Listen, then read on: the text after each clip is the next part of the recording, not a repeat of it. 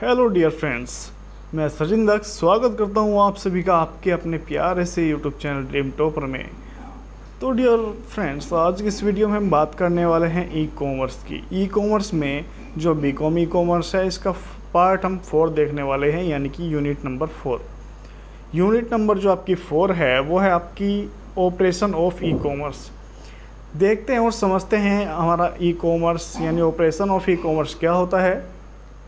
काफ़ी अच्छा पार्ट है ये आपका, काफ़ी अच्छी यूनिट है। सबसे पहला जो पॉइंट है वो ये है ई पेमेंट सिस्टम। ई पेमेंट सिस्टम यानी कि इलेक्ट्रॉनिक भुगतान व्यवस्था। सबसे पहले समझते हैं हमारा ई पेमेंट सिस्टम क्या होता है। ई पेमेंट सिस्टम का मतलब होता है जब भी हम अपना कोई भी पेमेंट इलेक्ट्रॉनिक माध्यम से करते हैं उसे ही हम अपना ई पेमेंट सिस्टम कहते हैं। आपने देखा होगा वैसे तो अधिकतर भुगतान करना या फिर पेमेंट करने की जो प्रक्रिया होती है वो ऑफलाइन होती है। हम किसी भी शॉपकीपर को या किसी भी व्यक्ति को एक हाथ से पैसे देते हैं, दूसरे हाथ से हम सामान खरीदते हैं या सामान लेते हैं।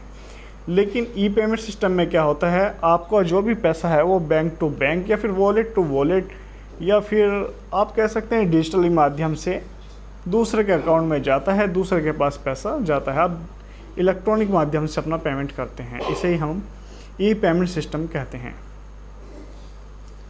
इसे हम कहते हैं ई पेमेंट। और सिस्टम क्या है, जो इस पूरे प्रोसेस को करता है उसे हम सिस्टम कहते हैं। समझते हैं क्या क्या होता है, ठीक है। फिर इसके बाद है type of e commerce payment system, यानी कि जो आपका ई कॉमर्स का पेमेंट है या ई पेमेंट है, इसे करने के कौन कौन से टाइप हैं। आप क्रेडिट कार्ड से भी अपना पेमेंट कर सकते हैं। आपने देखा होगा जो स्वैप मशीन होती हैं कई जगह, है ना, या फिर आपके एटीएम वगैरह नहीं है, कई सारी मशीन देखी होगी जो कार्ड स्कैन करती है, फिर कार्ड स्विप करती है, इस टाइप की। डेबिट कार्ड हो गया, स्मार्ट कार्ड हो गया, या फिर ई वॉलेट हो गया, e money, net banking, mobile, Amazon pay. इतने सारे आज आपके पास इतने सारे तरीके हैं आपका ऑनलाइन पेमेंट करने के। आपने देखा होगा एक पेटीएम का नाम सुना हुआ है ना, गूगल पे, भीम पे और पता नहीं कितने सारे पे, दुनिया भर के पे आज के टाइम में आ चुके हैं। सारे के सारे हमारे ई कॉमर्स पेमेंट के सिस्टम हैं, या हम कह सकते हैं ई कॉमर्स के टाइप्स हैं। जो देखो क्रेडिट कार्ड वो भी आपके जानते हैं क्या होता है। डेबिट कार्ड वही एटीएम कार्ड को बोलते हैं, स्मार्ट कार्ड भी ऐसे ही होता है। ई वॉलेट होता है जैसे हमारा पेटीएम। ई मनी है ना, ई मनी हो गई, या नेट बैंकिंग हो गया, या फिर मोबाइल पेमेंट, या फिर अमेजोन पे। यहाँ पे गूगल पे, फ़ोन पे और भीम, यूपीआई, कई सारी चीज़ें हो सकती हैं। अब देखते हैं हम क्या mechanism of online payment in present time. जो प्रेजेंट टाइम में चल रहे हैं वो कौन कौन से हैं मैकेनिज्म। एक तो हो गया आपका पेपैल। पेपैल क्या करता है, ये एक ऐसी सर्विस प्रोवाइड करता है, दो व्यक्तियों के मध्य ये पेमेंट का लेन देन करने का प्रोसेस करता है पेपैल, ठीक है। पेपैल की मदद से कोई भी व्यक्ति एक दूसरे के साथ ट्रांजैक्शन कर सकता है। पेमेंट गेटवे क्या होता है, पेमेंट गेटवे होता है आपका पेमेंट करने का जो प्रोसेस है या फिर तरीका है, कैसे पेमेंट, यानी ये थर्ड पार्टी होती हैं, ठीक है। ये जैसे ए है, ये बी है, इन दोनों को आपस में पेमेंट करना है, तो ये दोनों किस माध्यम से पेमेंट करेंगे, जो ये बीच में माध्यम होता है इसी को हम क्या बोल देते हैं, पेमेंट गेटवे बोल देते हैं। ऐसी पेमेंट वॉल होती है, ब्रेन ट्री होता है ना, क्रिप्टो करेंसी होती है। क्रिप्टो करेंसी जानते हो आप क्या होता है, क्रिप्टो करेंसी आपकी डिजिटल करेंसी होती है ना।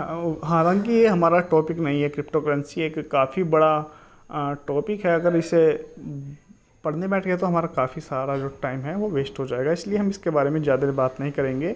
ये बस इतना समझ लीजिए, डिजिटल करेंसी होती है जिसे हम बिटकॉइन के नाम से भी जानते हैं। आपने सुना होगा कि एक बिटकॉइन की कीमत लगभग 2 लाख या फिर 1.5 लाख इस करीब इतनी है ना। मतलब इसकी कीमत काफ़ी ज़्यादा हाई होती है। लेकिन कुछ देश हैं जो इसे लागू करते हैं, लेकिन कुछ देश ऐसे ही में जो क्रिप्टो करेंसी को नहीं मानते। इसके बाद आता है आपका मोबाइल मनी वॉलेट, ये भी हमारा यही है, ठीक। या बैंक पेमेंट कह सकते हैं, फिर वर्चुअल बैंकिंग कह सकते हैं। अगर देखो ये सारे नाम अलग अलग हैं लेकिन सबका काम एक ही होता है, ये पेमेंट गेटवे हैं एक तरह से ना, जो कि क्या काम करते हैं, दो लोगों के बीच में पेमेंट का लेन देन करने का प्रोसेस पूरा करवाते हैं ये। इसके बाद देखो इसमें एक है एनालिटिक्स। एनालिटिक्स क्या है? एनालिटिक्स हमारा बताता है जो हमारी वेबसाइट है इस पर कितने विजिटर आ रहे हैं, मेजर्स ऑफ वेबसाइट कितना है, ओवरऑल ट्रैफिक कितना है ना, चैनल की जो स्पेसिफिक ट्रैफिक है वो पहले कहाँ था, कहाँ से आया था, डायरेक्ट है, रेफरल है, ऑर्गेनिक है, सोशल है, यानी सारा का सारा जो भी हम अपने यूज़रों के बारे में डिटेल जानते हैं वो हमारा एनालिटिक्स के अंदर होता है। और देखो मैं आपको एक एनालिटिक्स का एक एग्जांपल दिखाता हूँ, राइट। मैं चलता हूँ अपने एनालिटिक्स में, मैं आपको शो कराता हूँ किस तरह से ये एनालिटिक्स से हम अपनी रिपोर्ट्स वगैरह निकालते हैं।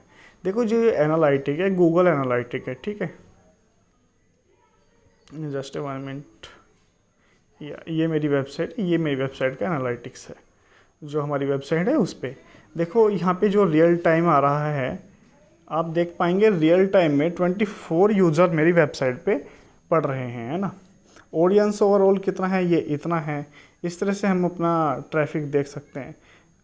मैं आपको एक चीज़ दिखा देता हूँ।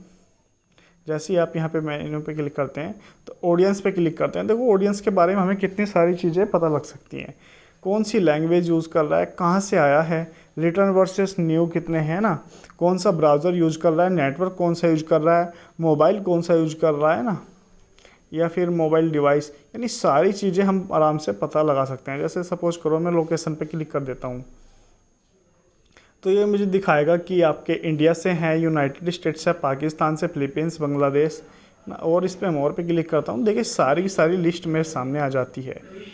और ये केवल 1 जुलाई का है, यानी कल का है। अगर मैं इसे कर लेता हूँ मंथली कर लेता हूँ, राइट, आप देखेंगे मंथली में कितने सारे देशों से मेरे जो वेबसाइट है वहाँ पे यूजरों ने पढ़ा है। इस तरह से हम कुछ भी अपने एनालिटिक्स की मदद से सब कुछ पता लगा सकते हैं। देखिए जो लैंडिंग पेज है ना, लैंडिंग पेज कौन कौन से लैंडिंग पेज बने हुए हैं मेरी वेबसाइट में, ये भी आसानी से पता लगा सकता है। तो हम बात कर लेते हैं ना वेबसाइट के विजिटर की, ये मैंने आपको दिखाया, विजिटर जो मेज़र ऑफ विजिटर है ये दिखाया। ओवरऑल ट्रैफिक भी निकाल सकते हैं इसी तरह से, है ना। चैनल के यूज़र पहले कहाँ थे, डायरेक्ट आए हैं, रेफरल आया, ऑर्गेनिक आए, ये सारा कुछ हम अपने एनालिटिक्स की मदद से निकाल सकते हैं। और जो है आपका total conversion rate, bounce rate, search queries, converter, है ना, कॉस्ट, ये सारा कुछ आसानी से पता लग जाता है। लोकेशन देखो मैंने अभी बताई, डिवाइस दिखाया, नेटवर्क दिखाया ना, ये सब कुछ पता चल जाता है हमारे एनालिटिक्स की मदद से जो वेबसाइट के अंदर होता है। यहाँ पे मैंने दिखाया कई सारे पेमेंट गेटवे होते हैं।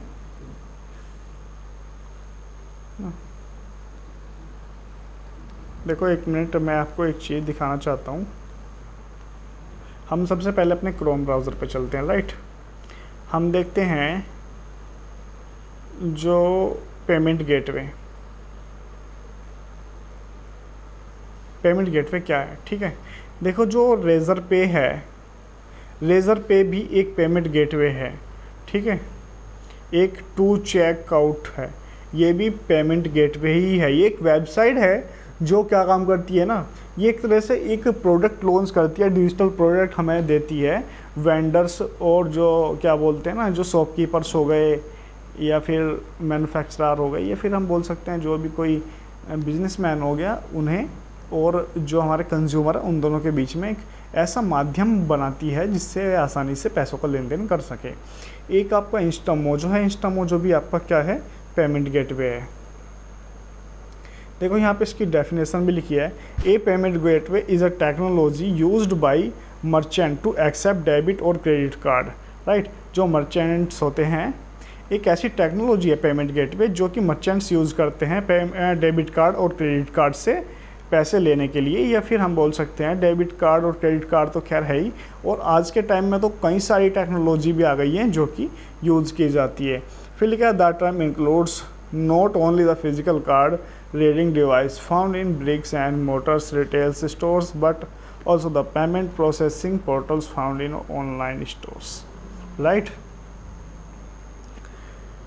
अब हम देखते हैं what is the payment gateway.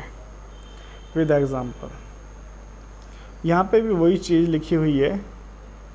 और देखो हम बेस्ट पेमेंट गेटवे की बात करें तो हमारे सामने आता है ये ना सर्कट्स का आता है, सीसी वेन्यू आता है, पे यू बीज आता है, डायरेक्ट पे आता है, जैकवे आता है, इंस्टामोज आता है, बिल डेस्क आता है, और दुनिया भर के यार पेमेंट गेटवे यहाँ पे आपके पास मिल जाएंगे। ठीक है, यहाँ पे देखेंगे आप Amazon pay, Stripe, check to out net, authorize net, पैजा, सिक्योर पे, है ना, इतने सारे वे आपके पास मिल जाएंगे। देखो मैं ना आपको एक चीज़ और दिखाता हूँ, आप बस 1 मिनट रुकना। राइट, देखिए गाइस, ये है एक पेमेंट गेटवे। मैं दोबारा से दिखाता हूँ। मैं यहाँ पे सर्च करता हूँ पे यू मनी। राइट, मैं पे यू मनी को क्या बोलते हैं, ओपन करता हूँ। ये क्या काम है ना, ये पेमेंट गेटवे है। ठीक है, यहाँ से मैं जाता हूँ प्रोडक्ट में और मैं यहाँ से करता हूँ क्या, पेमेंट की रिक्वेस्ट करता हूँ। ठीक है, यहाँ से मैं पेमेंट की रिक्वेस्ट डाल देता हूँ 500 रुपये की, और इसमें डाल देता हूँ कस्टमर का नाम, डाल देता हूँ सचिन कुमार, और कर देता हूँ क्रिएट। देखो एक लिंक है जो कि लिंक तैयार हो गया है। मैं इस पर क्लिक करता हूँ, प्रीव्यू लिंक पे। इस तरह का देखो जो लिंक है हमारे सामने आ जाता है। आप कई बार जैसे शॉपिंग वगैरह ऑनलाइन करते हैं, सबसे पहले मैं इस लिंक को कॉपी कर लेता हूँ और अपना क्रोम ब्राउज़र ओपन करता हूँ। ये मैंने क्रोम ब्राउज़र ओपन किया और मैं इस पर क्लिक कर देता हूँ। यहाँ से आप देखते हैं, देखो जो ये पेमेंट गेटवे स्टार्ट हो गया है। जैसे आप कोई प्रोडक्ट परचेज़ करते हैं और वहाँ पे क्लिक करते हैं, ऐड टू कार्ट करते हैं, फिर आपके सामने ऐसा एक प्रोसेस आता है। आप करते हैं क्या, कंटिन्यू टू पे। यहाँ पे आपको अपना मोबाइल नंबर डालना होता है, जो भी आपका मोबाइल नंबर है। राइट, मुझे नहीं पता है किसका मोबाइल नंबर है, बस मैं ऐसे डाल रहा हूँ। यहाँ से देखिए जो कार्ड्स है, कार्ड्स की डिटेल्स मांग रहा है ये। यहाँ से आप चाहें तो कार्ड्स की डिटेल भी डाल सकते हैं, एक्सपायरी और CCV नेम आपका। इसके बाद सेकंड इसमें ऑप्शन है बैंक का। बैंक में आप देख सकते हैं कितना सारे बैंक ये आपसे लेना चाह रहा है। SBI, HDFC, ICICI, axis, Kotak, IOB, है ना। Just a minute.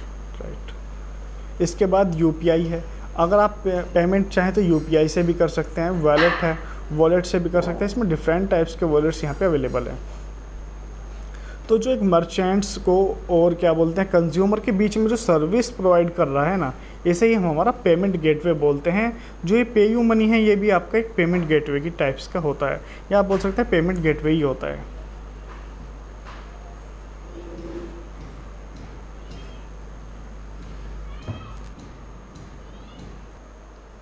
I hope आपको पेमेंट गेटवे समझ आया होगा।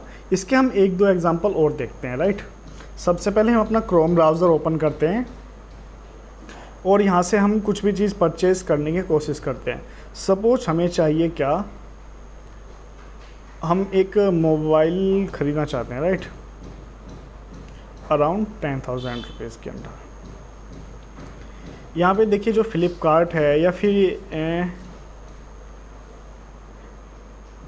स्मार्ट प्राइस है, कई सारी कंपनी आ गई हैं। ठीक, मैं क्या करता हूँ, मैं फ़्लिपकार्ट से क्लिक करता हूँ। तो यहाँ पे देखिए जो फ्लिपकार्ट ने कई सारे मोबाइल मुझे दिखाए, मैं इस पर क्लिक कर देता हूँ फर्स्ट वाले पे। फिर यहाँ पे लिखा है, आता है ऐड टू कार्ट। जैसे मैं ऐड टू कार्ट पे क्लिक करता हूँ तो मेरे कार्ड के लिए हो जाता है। फिर मैं करता हूँ बाय नाउ।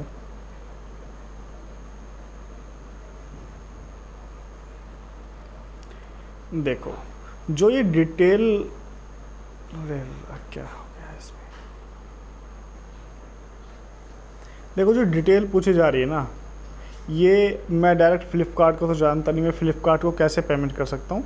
तो जो ये सारी डिटेल प्रोवाइड की जा रही है ना, एक पेमेंट गेटवे के द्वारा की जा रही है और यही वो चाहते हैं। ठीक है, जैसे मुझे सबसे पहले अपनी सारी डिटेल्स भरनी पड़ेगी इसके अंदर, और मैं करता हूँ सेव एड्रेस।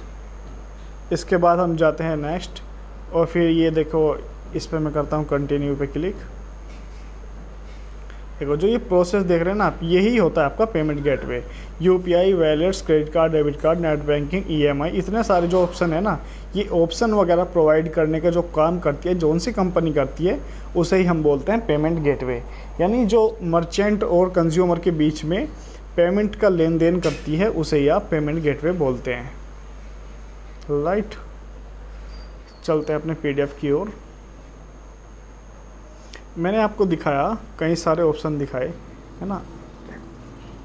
मैं आपको पेपैल और दिखाता हूँ। राइट, मैं करता हूँ पेपल। ये रहा देखिए पेपैल। जैसे ही पेपैल पे क्लिक करते हैं, ठीक, मैं क्या करता हूँ, मैं एक रिक्वेस्ट डालता हूँ, स्किप नाउ करता हूँ और यहाँ से शेयर लिंक कर देता हूँ और इस लिंक को कॉपी कर देता हूँ और फिर मैं इस लिंक को अपने कोई भी कंज्यूमर है उसके पास भेज देता हूँ कि भाई आप मुझे इससे पेमेंट कर सकते हैं इस लिंक से, और सीधा मेरे अकाउंट में ट्रांसफ़र हो जाएगा।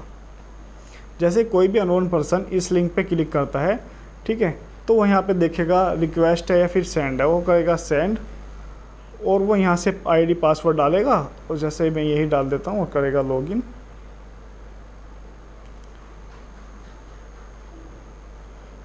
ये देखो ये आ गया, यहाँ से आया है सेंड पेमेंट टू एनीवन। हम किसी को भी पेमेंट सेंड कर सकते हैं। और वो कैसे करेंगे, हमें उस पर्सन का यहाँ से नाम या फिर यूज़र नेम या फिर मोबाइल नंबर या ईमेल आईडी हमें चाहिएगी और हम इसे फिर पेमेंट सेंड कर सकते हैं। यानी कि मेरे और उसके बीच में जो पेमेंट का लेन देन कर रहा है वो कौन कर रहा है, पेपैल कर रहा है। तो इसलिए पेपैल क्या हुआ, एक पेमेंट गेटवे हुआ, राइट। ऐसे देखिए आप देखेंगे गूगल पेटीएम देखेंगे, है ना, ये रहा पेटीएम। पेटीएम भी क्या काम करता है, पेटीएम भी यही काम करता है, एक जगह से दूसरी जगह पैसे का ट्रांसफ़र कराता है। आप कह सकते हैं ये कई सारे के ना ऑनलाइन पेमेंट करने के तरीके हैं, मोड हैं, और इसमें कुछ पेमेंट गेटवे भी हैं। पेमेंट गेटवे वाली जो वेबसाइट, जैसे मैंने आपको पेयू मनी दिखाई, रेजर पे दिखाया, ये क्या काम करते हैं, ये दोनों के बीच में ना कुछ कमीशन लेते हैं पेमेंट को प्रोसेस कराने का।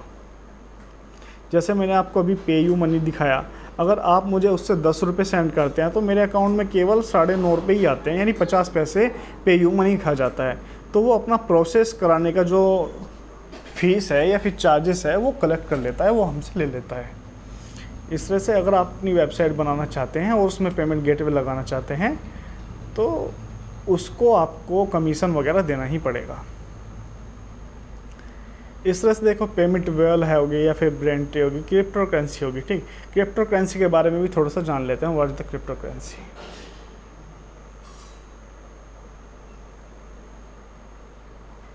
मैं लिखता हूँ, देखो अगर आपको कुछ भी चीज़ सर्च करनी हो करे ना, पढ़नी हो करे, आप उसे गूगल पे सर्च किया करो, what is the crypto currency, ठीक। क्रिप्टो करेंसी, जैसे मैं इस पर क्लिक करता हूँ तो मेरे सामने ये ओपन हो जाता है। एक क्रिप्टो करेंसी और crypto is a digital assets design to work as a medium of exchange where individual coin ownership records and are stored in a ledger executing in a form of a computerized, यानी कि digital currency है, ठीक है। हम इसमें image पे click करते हैं कि इस टाइप की देखो एक क्रिप्टो करेंसी होती है। इसमें क्या होता है ना, डिजिटल करेंसी होती है, इसमें हमें किसी भी थर्ड पार्टी की ज़रूरत नहीं पड़ती, राइट। कोई भी एक व्यक्ति दूसरे व्यक्ति को डायरेक्ट भेज सकता है। ये बिटकॉइन होती है, डिजिटल करेंसी होती है। इसकी कोई भी, आप ये बोल सकते हैं, कोई भी फिजिकल गुड्स, ये फिजिकल करेंसी नहीं है, आप इसे छू नहीं सकते, आप किसी को ऐसे दे नहीं सकते, आपको ट्रांसफ़र ही करनी पड़ती है उसके अकाउंट में या फिर जो भी इसका सिस्टम होता है, राइट। और आप जैसे ही अपने क्रोम पे सर्च करेंगे क्रिप्टो करेंसी तो आपके सामने इसके बारे में काफ़ी सारी जानकारी आ जाएगी। वैसे इतनी नीड्स भी नहीं है, मैं मानता हूँ आपको इसके बारे में समझने की।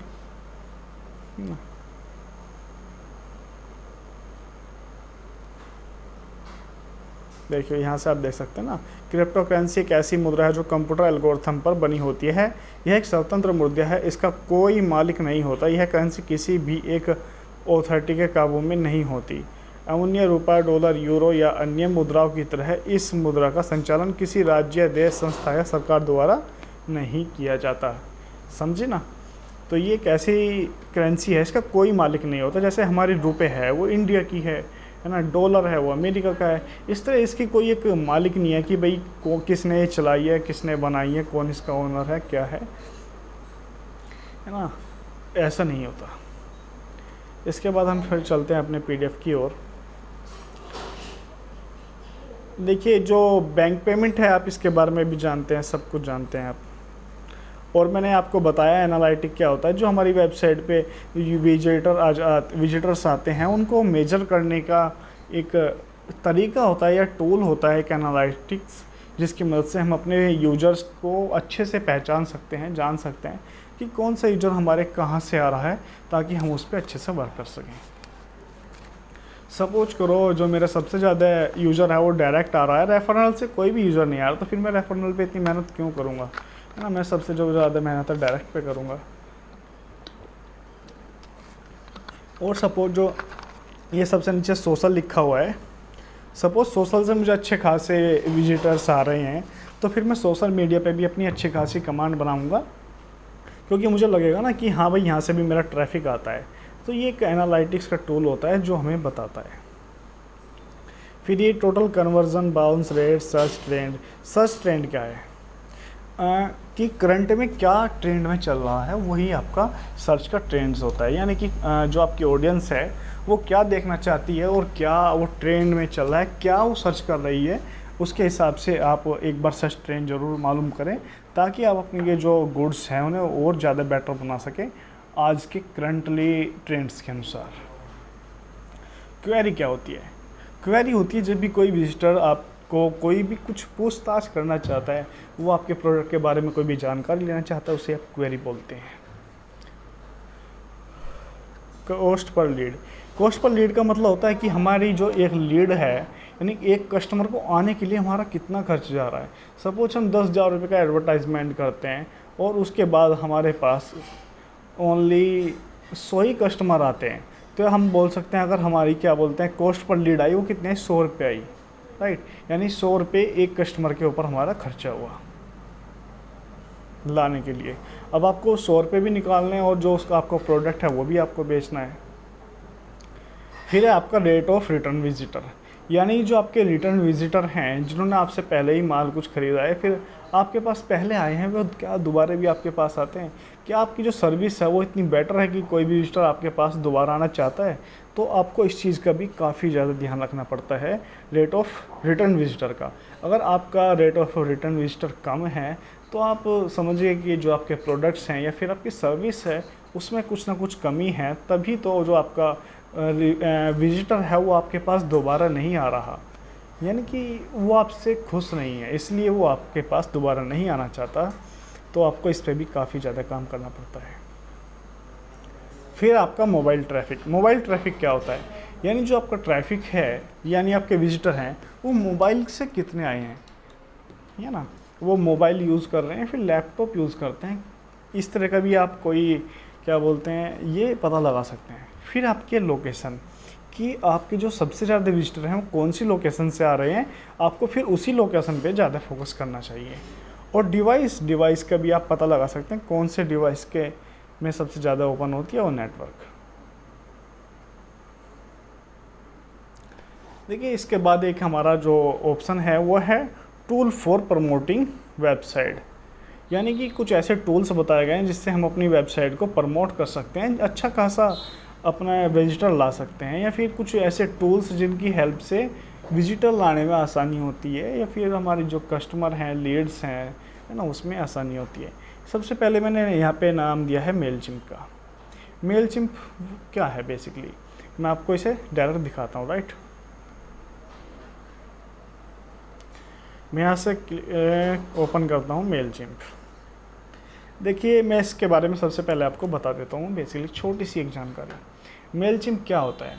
ये एक फॉर्म जनरेट करता है, जैसे ही कोई उस फॉर्म को फिलअप करता है उसका सारा डाटा मेलचिम्प के अंदर आ जाता है, यानी आपके अकाउंट के अंदर आ जाता है। जैसे आप ऑडियंस पे क्लिक करते हैं, एक मिनट मुझे देखने दो,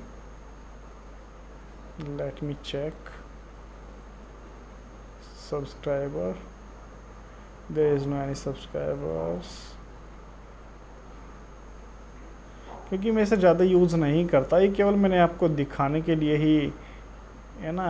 ये क्या था, देखो जैसे ये है, मेरे कॉन्टैक्ट में अभी तक कितने आए हैं, ये 4 ही हैं, और ये बेसिकली मेरे ही हैं, ठीक है, किसी और के नहीं है, मेरे ही द्वारा जनरेट किए गए हैं, केवल आपके लिए स्पेशली मैंने बनाए हैं। तो जैसे ही आपका एक फॉर्म जनरेट होता है, यहाँ से देखो काफ़ी सारे ऑप्शन हैं यहाँ पे ना, क्रिएटिव लैंडिंग पेज, इस पे जैसे आप क्लिक करते हैं तो यहाँ से आपका लैंडिंग पेज तैयार हो जाता है। जो भी कोई आपका विजिटर उस पर क्लिक आके करता है और उसमें अपना डिटेल्स डालता है तो वो आपके पास सब्सक्राइबर की तरह आ जाती है, यानी कस्टमर का डाटा आपके पास आता है। और फिर इसका यूज क्या होता है? इसका यूज ये होता है, सपोज आपके वेबसाइट पे 10,000 विजिटर आते हैं एक मंथ में, राइट। 10,000 में से केवल 5,000 विजिटर आपका फॉर्म फिलअप कर देते हैं और 5,000 का डाटा आपके पास आ जाता है। लेकिन उस टाइम पे जो 5,000 में से भी केवल 100 ही लीड आपकी सक्सेस होती है, यानी 100 ही मेंबर आपसे प्रोडक्ट खरीदते हैं। और जो बाकी के मेंबर्स हैं उन्हें आपको कैसे प्रोडक्ट सेल करना है, आप उन्हें क्या ऑफ़र देना चाहते हैं, उसके लिए आप यहाँ पे इस पर क्लिक करेंगे और आपको एक ईमेल तैयार करना पड़ेगा, है ना। आप ऐसा कोई ईमेल तैयार करेंगे जो सारे विजिटर के पास एकदम सेंड हो जाएगा। अगर आप एक एक करके मेल को सेंड करेंगे तो आपको काफ़ी ज़्यादा टाइम लग जाएगा, है ना। तो मेलचिम्प क्या होता है बेसिकली, ये एक साथ कई सारे मेंबरों को आपको बताने के लिए या फिर आपको मेल भेजने के लिए एक ऐसी सर्विस प्रोवाइड करता है कि आप एक साथ अपने कई सारे विजिटर को या फिर अपने कई सारे सब्सक्राइबर को कोई भी मेल भेज सकते हैं, कोई भी ऑफ़र भेज सकते हैं। देखो मैं आपको दिखाता हूँ कैसे, राइट। सबसे पहले मैं अपनी जीमेल ओपन करता हूँ।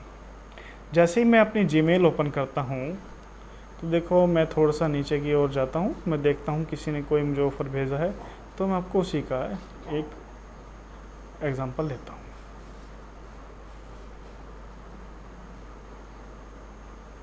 देखो जैसे ये हो गया bccfalna.com, ये एक वेबसाइट है BCC फलना। इसने कोई नए प्रोडक्ट लॉन्च किए होंगे और उसका उसने मुझे मेल भेज दिया इस तरह का। मैं यहाँ से क्या करता हूँ, यहाँ से मैं अपनी मेल आईडी चेंज कर लेता हूँ। देखिए जैसे अभी आर्या है, ये क्या करते हैं, एक वर्कशॉप करते हैं, है ना।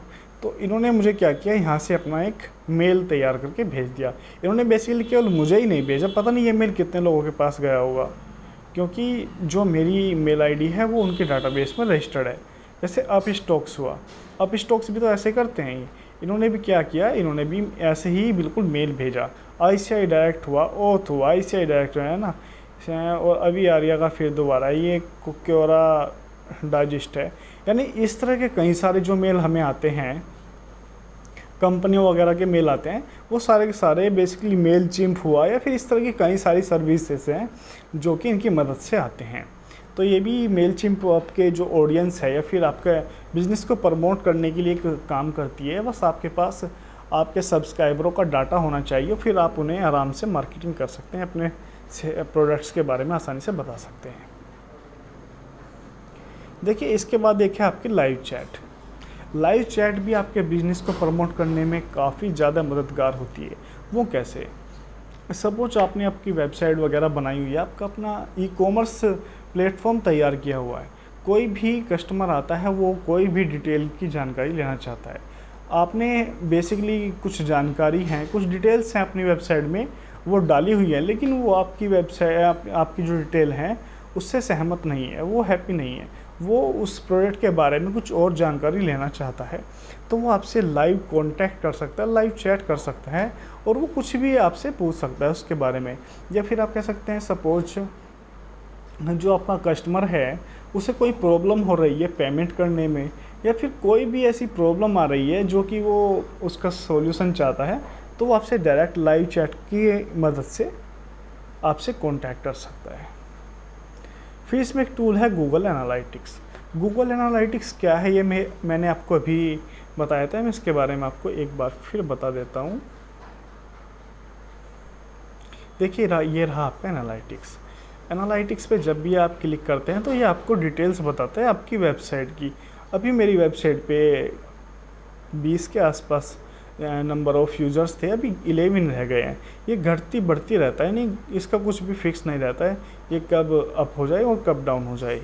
और ये यहाँ पर मुझे सारी चीज़ बताता है कि इंडिया से आ रहे हैं और कौन कौन से जो मेरे पेजेस हैं या फिर कौन कौन से प्रोडक्ट हैं उन पे ये मेरे इस टाइम विजिटर हैं।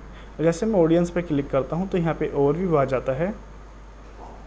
ये देखो मैंने यहाँ पे ना 1 वीक का फ़िल्टर लगाया हुआ है, यहाँ से आप अपना फ़िल्टर भी चेक कर सकते हैं टाइम का। तो मैंने यहाँ पे 1 वीक का लगाया है। यहाँ पे जो मेरे पास है 61,000 विजिटर हैं, के का मतलब यहाँ पे 1000 हो जाता है, ठीक है। 61,500 विजिटर्स आए थे या यूज़र कह सकते हैं आप इन्हें। है ना। इस तरह की सारी डिटेल्स यहाँ पे ऑडियंस बाई एक्यूरेसी हुई, है ना, इनका डेमोग्राफिक हुआ, फिर यहाँ पे इनकी लोकेशन आ गई, कहाँ से थे, टेक्नोलॉजी भी आ गई, ये मोबाइल, डेस्कटॉप, टैबलेट, इस तरह की हम काफ़ी सारी चीज़ें इनके बारे में पता लगा सकते हैं। जैसे मैंने बताया था आपको, न्यू वर्सेस रिटर्न, यानी नए कितने आ रहे हैं और रिटर्न कितने आए हैं। तो यहाँ पे दिखाया गया है जो रिटर्न विजिटर है मेरे, वो 16,000 थे, यानी कि 125%, राइट। और न्यू कितने थे, 106%। इतने मेरे यूजर जो विजिटर थे वो रिटर्न मेरी ही वेबसाइट पे आए हैं। यहाँ से मैं दिखाता हूँ नेटवर्क क्या होता है। यहाँ से देखिए नेटवर्क कोई अभी सेट नहीं हुआ है, इसमें शो नहीं कर रहा है शायद। मोबाइल का ओवरव्यू, मोबाइल का ओवरव्यू में आपका मोबाइल या डेस्कटॉप और टैबलेट है। यहाँ से मैं करता हूँ मोबाइल डिवाइसेस, तो यहाँ से मुझे मोबाइल के कुछ डिवाइसेस की भी जानकारी दे देता है। जैसे एप्पल का आईफोन हुआ, वीवो, Xiaomi हुआ, है ना, Xiaomi हुआ, और ये फिर आपका Xiaomi हो गया, वीवो हो गया, ओप्पोस, यानी आप देख पा रहे हैं जो Xiaomi है, Xiaomi ही सबसे ज़्यादा यहाँ पे दिखा दे रहा है। रियलमी का सबसे कम है, वीवो का भी सबसे कम है ना। इस टाइप से आपके जो मोबाइल डिवाइस के बारे में भी बता देता है। सारी जानकारी जो आपका एनालिटिक्स है वो आपको प्रोवाइड कर देता है। इसके बाद एक टूल है SEO. SEO what? SEO means होता है आपका सर्च इंजन ऑप्टिमाइजेशन। ये काफ़ी बड़ा टॉपिक है ऐसे तो, और देखते हैं कितने टाइम की, 31 मिनट की। इसे भी हम समझते हैं एसईओ क्या होता है।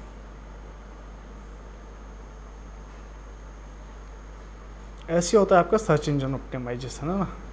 ऐसे तो इसके एक बार डेफिनेशन पढ़ लीजिए यहाँ से। Search engine optimisation is the art and science to getting page to rank higher in search engine such as Google, because search is one of the main ways in which people discover content online. Ranking higher in search engines can lead to an increase in traffic to our website. What do you understand? Guys, I know you are nothing understand. मैं समझाता हूँ क्या होता है। देखो आसानी से समझते हैं, राइट। मैं क्या करता हूँ, सपोज मैं डाल देता हूँ क्या, हाँ मैं डालता हूँ account book for 12th, right. मैंने इतना सा कीवर्ड अपना डाला, और जो मेरे सामने सबसे पहली वेबसाइट आती है मैं उसी से परचेज़ कर लेता हूँ, या फिर बायजूस से परचेज़ कर लेता हूँ, या फिर यहाँ से पढ़ लेता हूँ। तो आप कहेंगे कि भाई कोई भी जो विजिटर होता है वो अपने द्वारा कोई भी कीवर्ड सर्च करता है, वो तो भी स्टार्टिंग के 4-5 पेजेस से, फिर 4-5 वेबसाइट से पढ़ लेता है, वो ज़्यादा नीचे नहीं जाता है। तो बेसिकली एसईओ यही होता है, आपको अपनी वेबसाइट को या फिर आपकी वेबसाइट का जो पेज है कोई भी, उसे गूगल पे या फिर कोई भी सर्च इंजन पे सबसे टॉप पे लाना ही आपका एसईओ कहलाता है, यानी सर्च इंजन ऑप्टिमाइजेशन।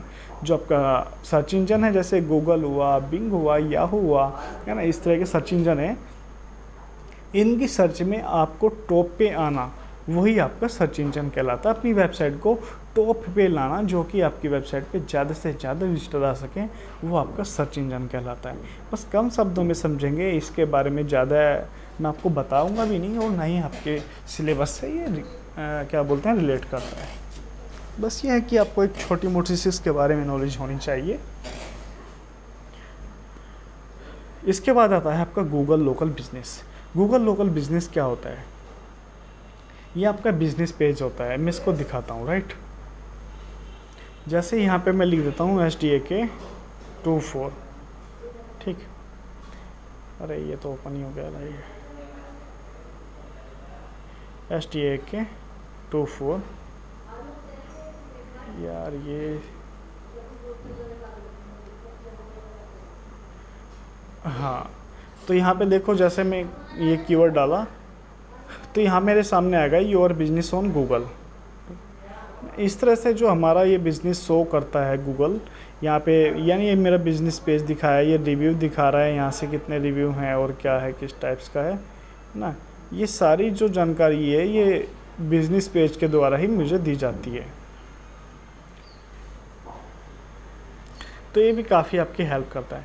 एक होता है सर्च कंसोल। सर्च कंसोल क्या होता है? सर्च कंसोल होता है जो आपकी वेबसाइट है, आपकी वेबसाइट का लिंक गूगल के जो क्या बोलते हैं ना, सर्च कंसोल है, उसके अंदर डालना होता है। ये काफ़ी एक टेक्निकल पॉइंट है, इसके बारे में आपको ज़्यादा ना जानो तो वही ज़्यादा बेटर है। अगर मैं देखो यहाँ से आपको दिखा भी देता हूँ गूगल सर्च कंसोल,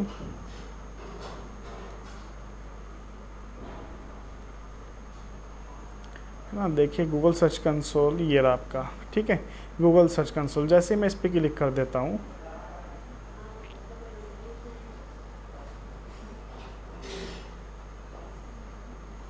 तो देखिए जैसे हमने हमारी वेबसाइट है, हमने हमारी वेबसाइट भी सर्च कंसोल के अंदर डाली हुई है, तो ये फिर परफॉर्मेंस दिखाता है। ये दिखाता है कि आपकी वेबसाइट कैसी रैंक कर रही है, क्या प्रॉब्लम आ रही है ना। और यानी गूगल में एक तरह से आपकी वेबसाइट आ जाती है सर्च कंसोल की मदद से।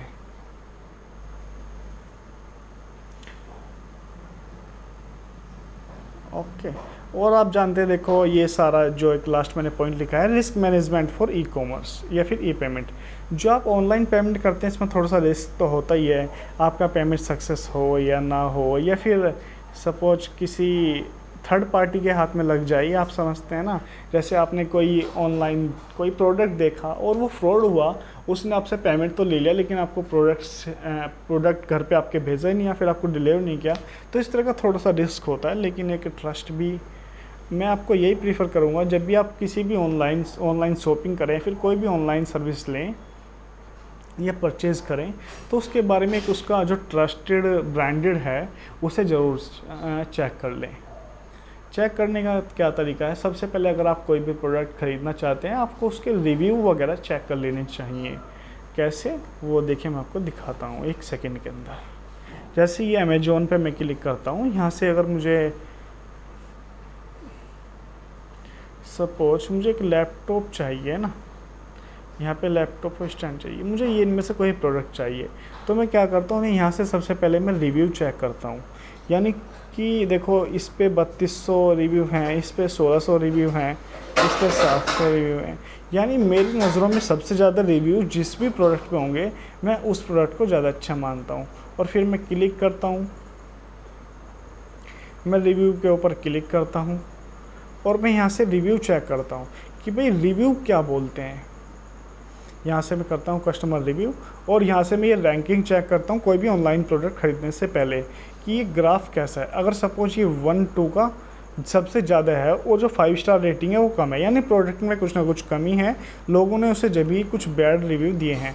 मैं फिर क्या करता हूँ, कुछ कमेंटें भी पढ़ता हूँ कि इस प्रोडक्ट के बारे में लोगों ने क्या अपनी राय दी है, कैसा प्रोडक्ट यूज़ है। फिर मैं यहाँ से थोड़ी फ़ोटो भी चेक करता हूँ कि प्रोडक्ट कैसा है, ये कैसा नहीं है। उसके बाद मैं कुछ ऑनलाइन शॉपिंग करता हूँ। फिर मैं जैसे फर्स्ट वो है ना कमेंट क्या बोलते हैं, फर्स्ट रेटिंग की, इसे चेक करता हूँ। जो आप इसे पढ़िएगा, ये क्या लिखा है यहाँ पे, इतने मैं पानी पीता हूँ यार।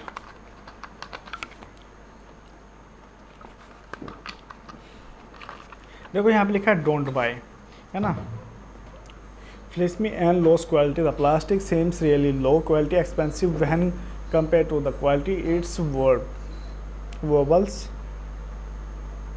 and the company, ये कंपनी लिखा हुआ है ना, company want take it back, है ना। इस तरह के यानी कई सारे रिव्यू मैं पढ़ता हूँ, देखता हूँ, फिर अगर मुझे अच्छा लगता तो मैं परचेज़ करता हूँ। तो मैं आपको यही प्रीफर करूँगा, जब भी आप क्या बोलते हैं ना कोई ऑनलाइन शॉपिंग करें, तो आप उसके बारे में थोड़ी सी जानकारी पहले ज़रूर ले लें। देखिए इसके बाद जो ये थ्योरी वाला सेशन था ये आपका कंप्लीट हो जाता है। इसके बाद आपको केवल आपके जो क्वेश्चन पेपर हैं ये आप सोल्व करने हैं, पढ़ने हैं।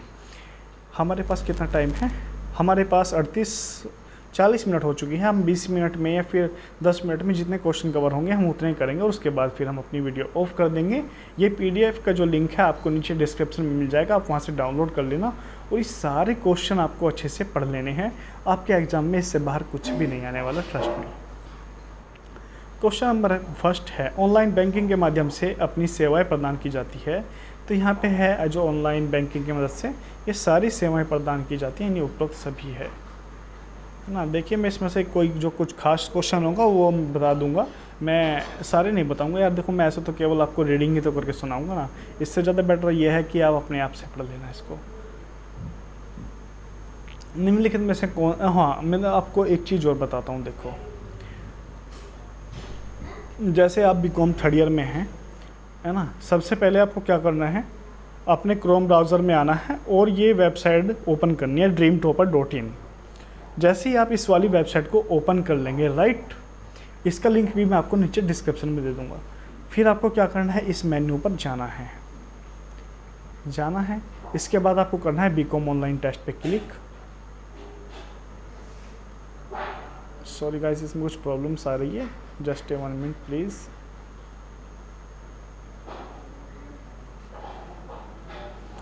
सॉरी, ये तो रिकॉर्डर वाली भी नहीं है। देखो कुछ प्रॉब्लम आ रही है, शायद मेरे मोबाइल की कमी है और CSS का थोड़ा सा प्रॉब्लम है, अदरवाइज ये वेबसाइट अच्छी है। यहाँ से देखो जो आपका ये ऑनलाइन टेस्ट लिखा है ना, इस पर आपको क्लिक करना है और जैसे ही आप क्लिक करते हैं तो आपके सामने एक ऑनलाइन टेस्ट स्टार्ट हो जाता है, ठीक है। और फिर आप वहाँ से अपने सब्जेक्ट के ऑनलाइन टेस्ट भी दे सकते हैं। तो ये मेरे मोबाइल में कुछ गड़बड़ हो रही है शायद, इस वजह से ये अच्छे से इसको ओपन नहीं कर रहा है ना, सारा का सारा देखिए ये इस तरह से बिखरा पड़ा है। लेकिन जैसे ही आप क्लिक करेंगे आपके मोबाइल में तो ये काफ़ी अच्छे तरीके से ये आपको सिस्टमेटिक दिखाई देगा ऑनलाइन टेस्ट आपका। तो वहाँ से आपकी जो तैयारी है वो काफ़ी अच्छी हो जाएगी। इसके बाद देखो देखते हैं क्वेश्चन नंबर 3 है, किस कार्ड में प्रोसेसिंग चिप के रूप में प्रोसेसिंग की सूचना होती है। इसका सही आंसर है आपका स्मार्ट कार्ड। देखिए जो ये है कि EFT का पूर्ण रूप है ना, इलेक्ट्रॉनिक फंड ट्रांसफ़र। ये भी क्वेश्चन आपके सामने कई बार आ चुका है।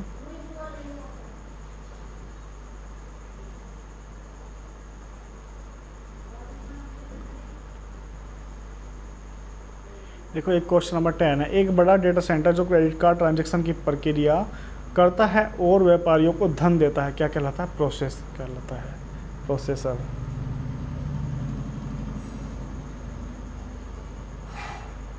देखिए एक क्वेश्चन है, ट्रांजैक्शन जिनके प्राधिकरण कोड व्यापारियों को भुगतान करने के लिए प्रोसेसर के पास भेजे जाते हैं, इस प्रोसेस को कहते हैं सेटलमेंट ना। कुछ इस तरह के क्वेश्चन है, आपको ये पढ़ लेने हैं।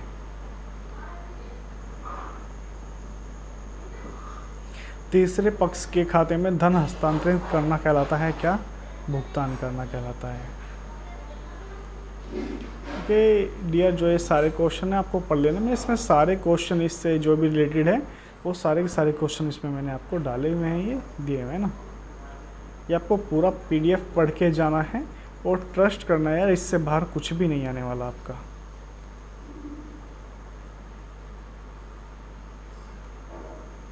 राइट, तो गाइस फिर मिलते हैं किसी नई वीडियो में क्या, जो आपकी ये यूनिट नंबर नेक्स्ट होगी, यानी ये यूनिट 4 है। इसके बाद जो भी यूनिट होगी हम उसी वीडियो में आपको मिलेंगे, उसी वीडियो में आपसे बात करेंगे। तब तक के लिए धन्यवाद और बाय। देखो जो दोस्तों, आपको अच्छे से पढ़ना है, काफ़ी अच्छे से मेहनत करनी है। फिर मिलते हैं नए किसी वीडियो में, तब तक के लिए बाय बाय।